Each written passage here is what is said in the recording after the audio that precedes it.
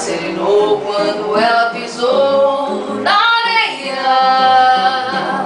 Quem samba na beira do mar é sereia. O mar serenou quando ela pisou na areia.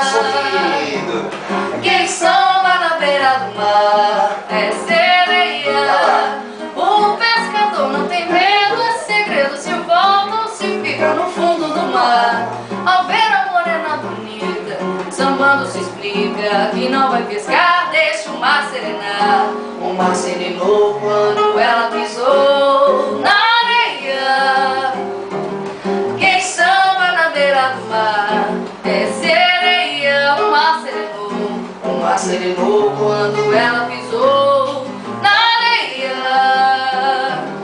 Quem samba na beira do mar é sereia. A rua brilhava vaidosa, disse orgulhosa, em prosa com o que Deus lhe deu. Ao ver a morena sambando, foi se acompanhando, então adormeceu e o sol apareceu. O mar serenou quando ela pisou na areia. Quem samba na beira do mar é sereia. O mar serenou quando ela pisou na areia. Quem samba na beira do mar é sereia. Um frio danado que vinha do lado gelado, que o povo até se intimidou. Morena aceitou o desafio, sambou e o frio sentiu seu calor e o samba se esquentou. O mar serenou quando ela pisou na areia. Quem samba na beira do mar é sereia. O mar serenou quando ela pisou na areia.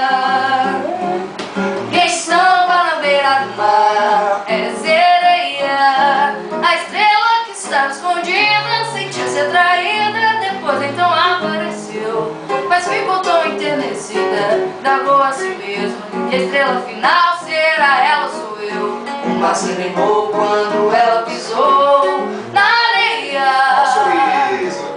Quem samba na beira do mar é sereia. O mar serenou quando ela pisou na areia. Quem samba na beira do mar é sereia. Quem samba na beira do mar é sereia. Quem samba na beira do mar é sereia.